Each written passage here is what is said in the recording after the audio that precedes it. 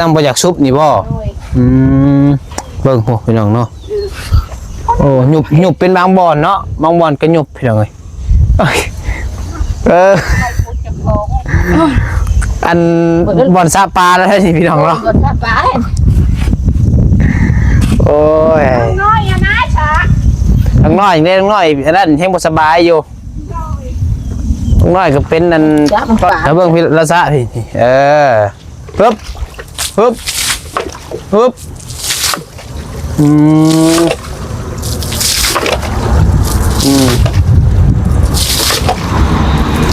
พอดีมาจอดแล้วเนาะ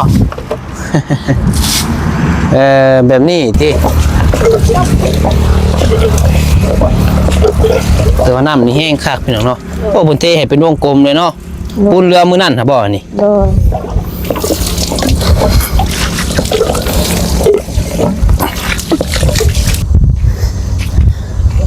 ผมเป็นห่วงบ่ลูกสาวนี่ฮู้หรือว่าเพิ่นเป็นโรคยังฮะจักแล้วแม่มาจักแล้วแม่ยังมาถามคือบ่ถามเพิ่นใช่สิได้ไปผ่าตัดได้ฮะเอามาผ่าตัดบ่หน่อยกินแล้วมือต้องหักมัน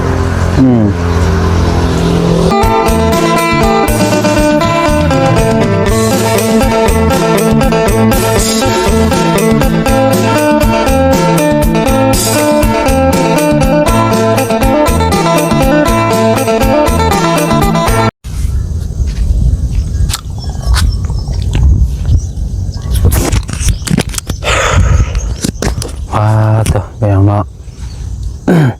เปิดภาพมาอีกช่วงคอยคำลงแรงพี่น้องเลยน้ำเต็มให้หน้าพี่น้องเนาะผู้นี้แบบอ้างว่าเราเต็มดอกพี่น้องเลยกันเต็มคือเต็มล้นหมดเลยพี่น้องเนาะเอาพี่น้องเลยกับทักทายสบายดีสวัสดีพ่อแม่พี่น้อง FC เบิร์ดสุขูสุคนบสมองสุบอนบวาซิวฝั่งลาวฝั่งไทยและก็อยู่ทางต่างประเทศเด้อกับพบพ่อกันกับสายกกอีกแล้วนะพี่น้องเนาะเอาพี่น้องไปพบพ่อกันช่วงแรงๆนะพี่น้องเด้อพอดีว่าทางน้องพัดไทยกำลังว่าจะกลับแต่ว่ามาแวะเบิ่งที่ดินน้องน้อยก่อนหลังจากที่ว่าฝนตกพี่น้องเนาะตั้งแม่เพิ่นก็แข้งบอกว่าแนวใดพี่น้องเนาะเบิ่งว่าเบิ่งเครื่องคล้องเฮาพี่น้องมา มียังแน่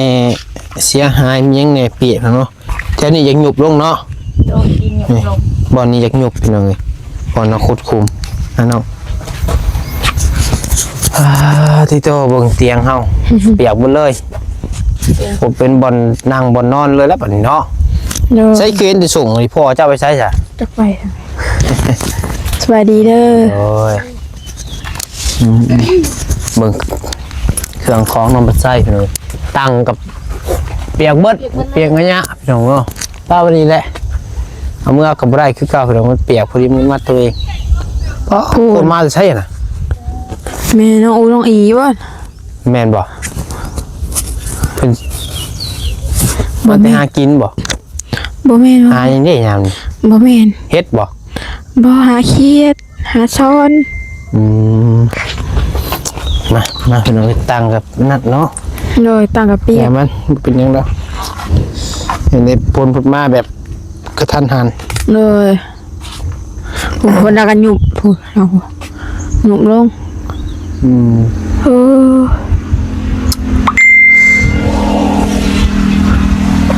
ไปพอโตกันนอนนี้บอกคืนนี้เนาะปูนเนี่ยปูนพอเขาแกไปส่งแล้วกับเล็กฮะใช่ไหมเราเอาไปแล้วแกไปไหวแล้วบ่ไหวใช่น่ะรถไฟแกไปรถไฟมาแกชักเลยไปเดี๋ยวใครยุ่เราแกไปไหวเนาะบุ้งพูสั่นแหละเปียกโอ้คนมาจะหากินแม่น้องอูน้องอีเด้แม่นบ่เด้เสื้อสีดำเด้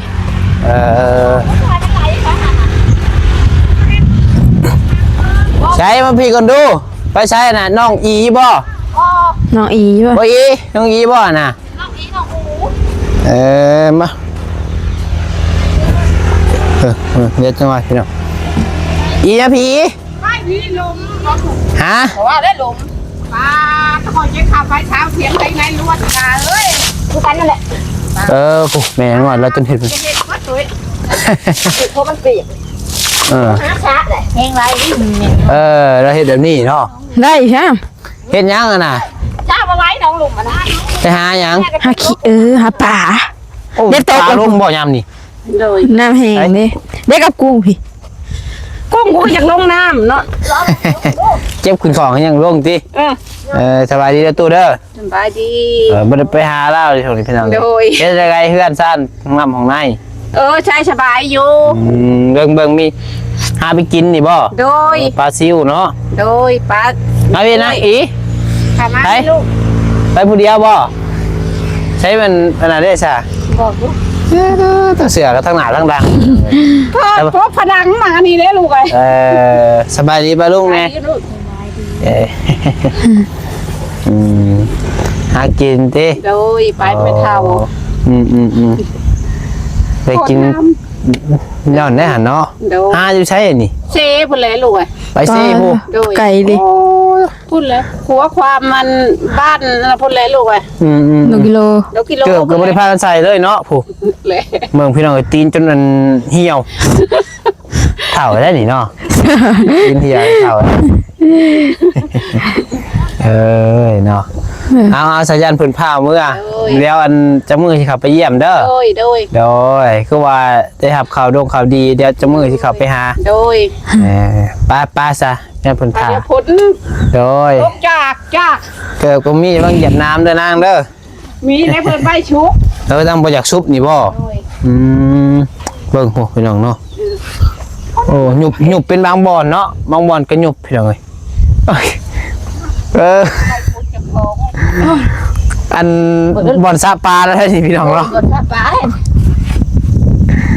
โอ้ย น้อยอะนะฉาก ทั้งน้อยอย่างนี้ทั้งน้อยอันนั้นยังบ่สบายอยู่ทั้งน้อยก็เป็นอันก้อนบงก้อนเบ้าเลยพ่อแม่ฮู้อยู่บ่ลูกสาวเป็นก้อนเบ้าคนบิ้วนี่ฮะ บ่แล้ว เอาบ่ได้ฮู้ซ้ำอ้าวลูกบ่ได้ถามลูกบ่สรุปไปหาหมุนหาหมอ แม่เฮาบ่จักลูกเอ้ย เอ้ย เดี๋ยวมีสิจักเด้อ นะเหตุอะไรบาดนี่วิธีเอานำเขาเพื่อนของเราเบิ่งเนื้อจะไปใช้แล้วเห็นให้เบิ่ง อย่าพี่เป็นหูเลยพี่ ฮะ หูรักว่าหูหยังหูหยัง ใช่ แม่นบ่ หูปูบ่ จักก็บ่ว่าสิเกิดขึ้นได้เห็นหูหยัง พอดีฝนตกใส่คานเนาะลุกเล่นนี่นะนี่ ลูก นี่แม่นบอกบ่แม่นเนาะ บ่ภาษาคุด แม่นพูดเนาะ ใช้ปลูกยังใส่อันนี้ แม่สิปลูกแล้วลูกอ้อยปิ้วลงนี่ ก็ได้เขาปลูกว่าสิงไข่ใส่เฮือนซะดอก แล้ว แล้วคันปลูกก็สิเป็นหยังเพื่อหาเศษเนาะ โดย แต่ว่ายังสิคูดดินอยู่พี่น้องเอ้ยเดี๋ยวมื้ออื่นมื้อฮื้อจะแกะก็ได้แบบนี้เนาะ โดย แต่มันแกะก็น่าสิได้แล้วพี่น้องเอ้ยแต่ว่ามื้ออื่นก่อนซะมันก็เทิร์นแหละมื้อนี้เนาะ จักปลาดิ เอามาเบิ่งเราซะเบิ่งเอาเฮ็ดอะไรบาดนี้ แม่สิจักมันปลา แล้วเบิ่งพี่เราซะพี่ปึ๊บปึ๊บปึ๊บ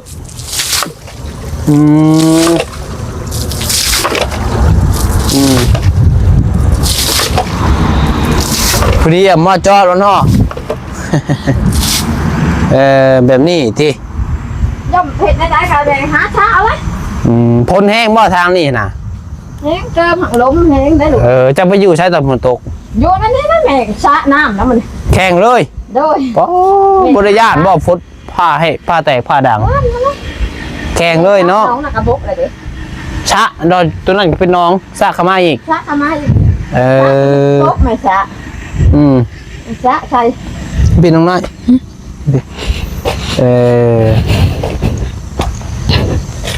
ชะใช่ไหมหนู ยอมมันก็ชะใช่ แต่ว่าชาไทยก็ดีพี่น้องกำลังวางกะมีแต่เฮาซื้อดินมาถมบาดนี่ซื้อดินมาถมเข่าหน่อยแต่ว่าเรื่องเฮือนนี่คือเราใช้เบ้าพี่น้องจุดเบิ่งก่อน พังเบิ่งอาการน้องน้อยก่อนพี่น้องเอ้ยเนาะเพราะว่า คือที่ว่าเป็นห่วงตัวนี้กะเพื่อนนี่กะถ้ามาอยากได้บ่น้องเพิ่นก็อยากได้ แต่ว่าต้องเอาอาการน้องเพิ่นก่อนพี่น้องเนาะ โดย ต้องถ่าพังถอดก่อนถอดหมวกก่อนโอเคก่อน โอเคต้องถ่าพังกันเบิ่งอาการน้องน้อยว่าถ่าว่าเศร้าเนาะต้องให้ดีให้เศร้าบ่ได้พี่น้องเอ้ยเฮาจังเริ่มมาดำเนินการเรื่องเฮือนต่อเพราะว่าคันน้องเพิ่นบ่เศร้าเหตุเฮือนมันก็สิลำบากใจพี่น้องมันสิแบบบ่ม่วนเนาะเราต้องแบบให้น้องเพิ่นหายให้ดีให้เศร้าผู้ใดพี่น้องเอ้ยว่าง่ายๆก็เอาเงินที่ว่าถามมีผู้ใหญ่ซอยมากก็สิเอาเงิน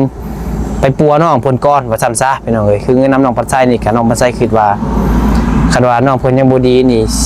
สิพาน้องเพิ่นไปหาหมอหาแหละพี่น้องเอ้ยคือมื้อนี้ก็คือว่าไอลี่ไปหมุกอยู่ได้เห็นละพานคือว่าพาแม่ไปบ่พี่น้องเห็นเพิ่นชวนอยู่เมื่อวานก็ว่าหมู่ง่ายบื้อประกวดเบิ่งโดยอ้ายเพิ่นพาแม่ไปพอกไตหั่นแหละพาแม่ตู้หั่นแหละพี่น้องแม่เล่าหั่นแหละไปพอกไตพี่น้องเนาะว่าอาทิตย์นึงไป 2-3 เทื่อเราอ่ะมื้อนี้ก็ไปพี่น้องเอ้ยนี่แหละถือว่าฝนตกมากก็ยังคือเก่าอยู่เนาะแต่ปกติอยู่พี่น้องเอ้ยก็บ่มีหยังเสียหายมีแต่เพิ่นสะดินสะยังเข้าพี่น้องเนาะพ่อไปไสแกดินไปส่งทางนั้นแล้วก็ยังอยู่ค่ะรถไผแก่น่ะรถเถียงนี่เด้แกไปให้มาว่าแต่สิแกไปให้เหรอครับดีแล้วเพิ่นยังแก่ให้เนาะซั่นแหละพอแห้งเพิ่นเทให้เลยเนาะคักเบิ่งขออนุญาตนี่สูบเลยอยากล้างก่อนเดี๋ยวสิสูบให้ขึ้นจังหน่อยล้างเกือบก่อนพี่น้องสิโดนทางลาวเลยโอ้คักเว้ย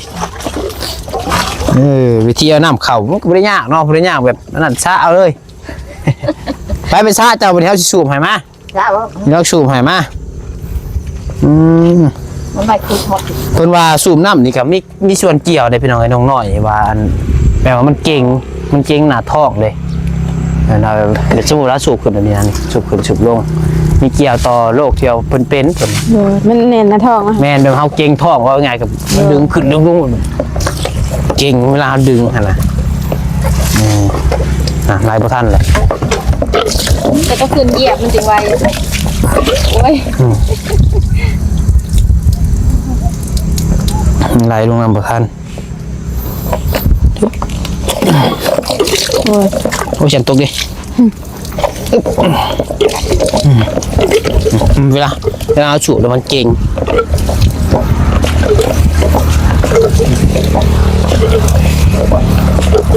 แต่ว่าน้ำนี่แห้งคักพี่น้องเนาะพวกบนเทให้เป็นวงกลมเลยเนาะปูนเรือมือนั่นครับบ่อนี่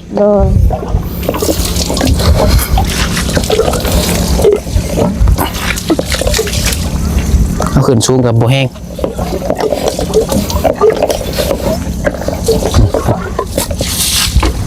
โปรตะกล้องเย็ดแม่น้อย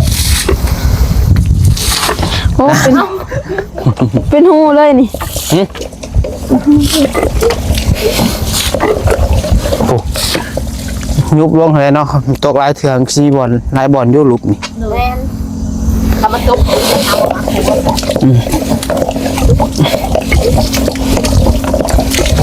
โอ้ยเมื่อย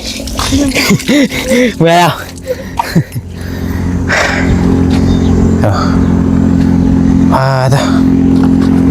ขอสูบข่าวขอนั่นข่าวเทเลเล็กละน้อยแต่แล้วอย่างมัน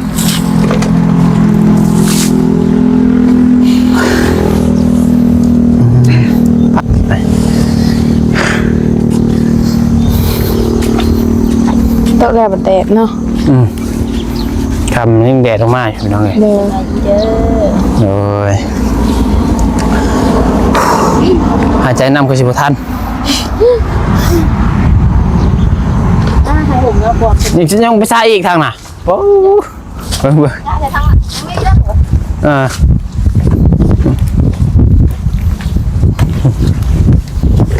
ทานคือสิแห้งคักอยู่น้องเลยแต่มือเดี๋ยวแกะดอกป้านี่แหละ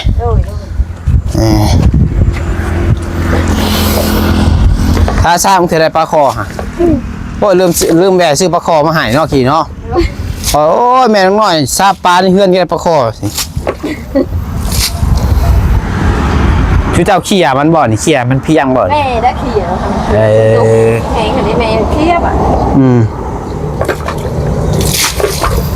แล้วบัดซื้อดินเข้ามาเพื่อจังเอาเข้าเบิ่งคือว่าน้อยๆบ่ได้น้อยเลยพี่น้องเนาะใหญ่เติบเลยนี่บัดแรกนี่ก็ชื่อโซ่กว้างเติบพี่น้องเนาะเล็กจังซั่นสี่กระดูกกระเดยอยู่ เล็กอันนี้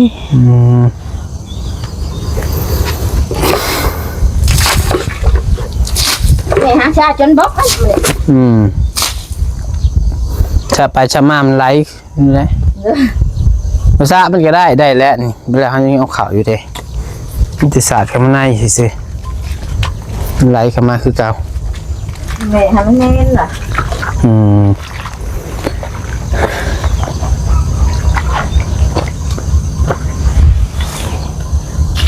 คือว่าพายุลมแห้งซ้ำไปเบิดแล้วบ่เฮือนน้อยๆวะนี่คือเก่าอยู่พี่น้องเนาะ แม่จนมันคูว่าอยู่แต่เพีย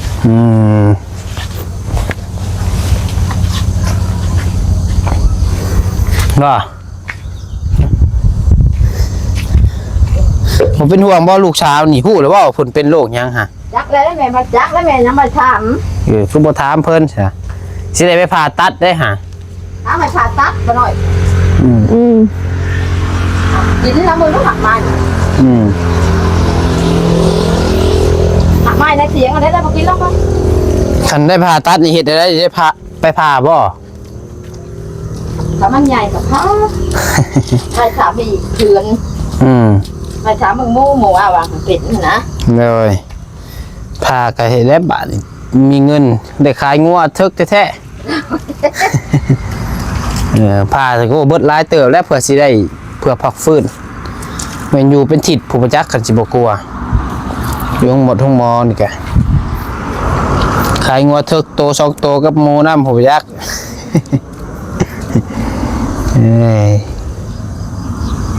กินแล้วมึงหักไม้นะเถียงค่ะบอกว่าใบถามมึงอีเพื่อนกับว่าเป็นไงนี่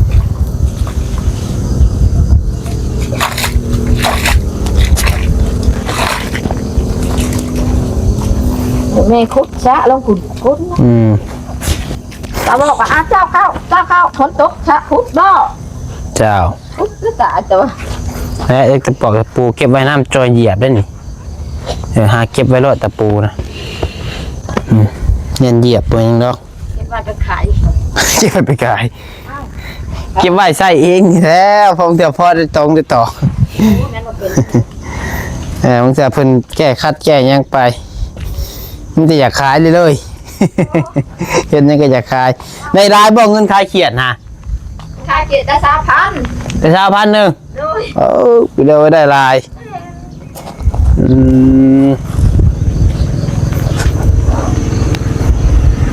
ค่อยๆหนึ่งจ้ะฮะค่อยๆแลนหนึ่งแล้วขายเขียด3,000เราเนาะ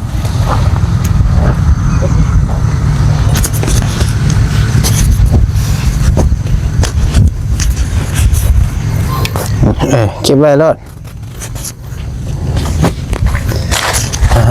แต่ว่าแถวนี้อยากลบอันนี้เนาะนี่ยังไง โอ้เป็นสารเห็นอย่างนี้หวดบอลนี่เลยเป็นหลักก่อนเนาะเห็ดคล้ายก็สีได้อยู่ด้วยนะเนาะได้แล้วคันมีไม้เนาะมีไม้มียังก็ได้เล่นได้เหมือนกันไม่ก็ไม่ไพ่ไม่ค่ะไม่มียังแหละ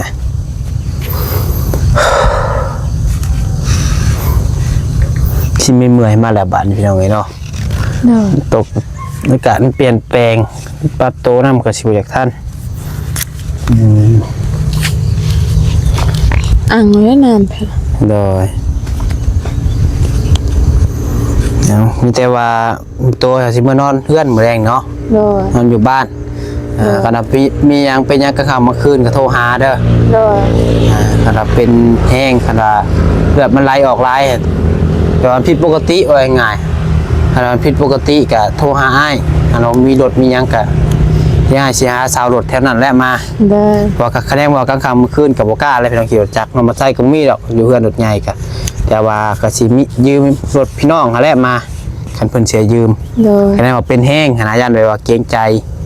โทรหาได้เพราะว่าคือน้องเพิ่นก็คือว่าเป็นยังไงเนาะการเพิ่นโบก้าโทรหา นึกทนดื่นตัวรถ เลย ว่าน้องปัดไซฮะเปิดเน็ตเท่า4ชั่วโมงไอ้ฮะไอ้โทรหาไอ้หับเบิดว่าสิไปแม่นบางคนนี่บ่มักโทรศัพท์เลย เลย แต่ว่าโทรนี่บางคนเพิ่นมักปิดเน็ตพี่น้องเอ้ยคือน้องปัดไซนี่เปิดเท่า4ชั่วโมง เลย แต่ว่า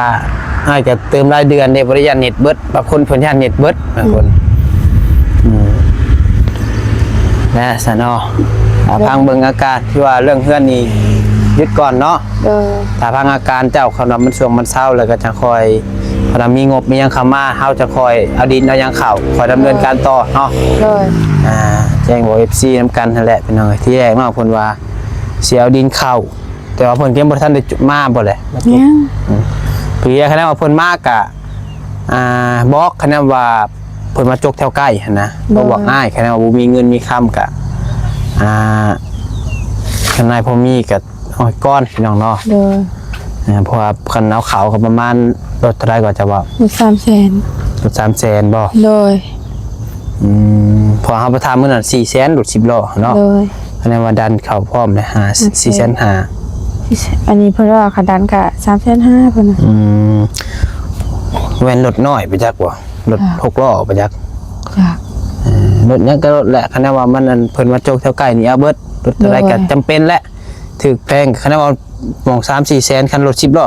รถ10ล้อได้300,000โอ้ยดีแล้วพี่น้องเนาะ เลย รถประมาณรถ4-500พี่น้องเอ้ย เลยเป็นนี่กะล้นหมดเนาะหอดย่ามมาเลยล้น แม่นไปซะพี่น้องเอ้ยเนาะไปมีแต่อาชีพได้กลับก่อนได้บัดนี้เด้อค่ำเลยเมื่อฮอดนี่พี่น้องเอ้ย เขาก็สิเมื่อลงคนเลย โอเคได้เดี๋ยวสิมาส่งน้องน้อยเพิ่นนำพี่น้องเอ้ย เลย ทั้งเว้ยไปได้จังว่ากันมื้ออื่นจังสิมาหาใหม่เด้อเป็นอะไรก็โทรหาแหละคือว่าหาแหละ เลย น้องเกรงใจได้อย่าน้องเกรงใจคือหาได้4ชั่วโมง เลย ไปสารำลาเลยได้พี่น้องเด้อสำหรับคลิปนี้สว่าอาการน้องน้อยตอนนี้ก็ยังบ่ได้เป็นอย่างไรเนาะก็ เลย อันนั้นอยู่ เจ็บอยู่เจ็บ เจ็บหุ่มๆบ่ เลย ก็ ได้ยินเพิ่นว่ากินหางไม้หามันสิเจ็บอยู่หุ่มๆเพิ่นว่า เจ็บปกติ ประมาณจักมื้อมันจักสิเศร้า มื้อนึงเพิ่นว่า มื้อหนึงเลยสู้โลดบ่ เลย คันมื้อหนึงแล้วมันจะเอามื้ออื่นเขายังบ่เศร้าเลยบ้านมื้ออื่นบ่ฮือเลยสิไปกวดเฮาง่ายๆเขาเนาะไปกวดไปโคเบิ่งอยู่ห้องหมอใหญ่ เลย แล้วมื้ออื่นบ่เศร้า บ่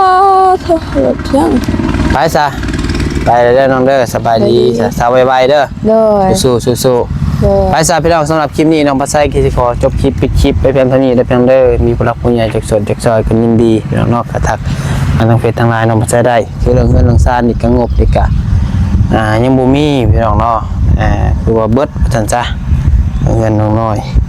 ไปอยู่ดีมีแฮงบ่สุขสุขคนพี่น้องเอ้ยผิดพลาดประการใดก็ขอโทษขออภัยนำเวลาเด้อสุดท้ายนี้เขาก็ว่าสบายดี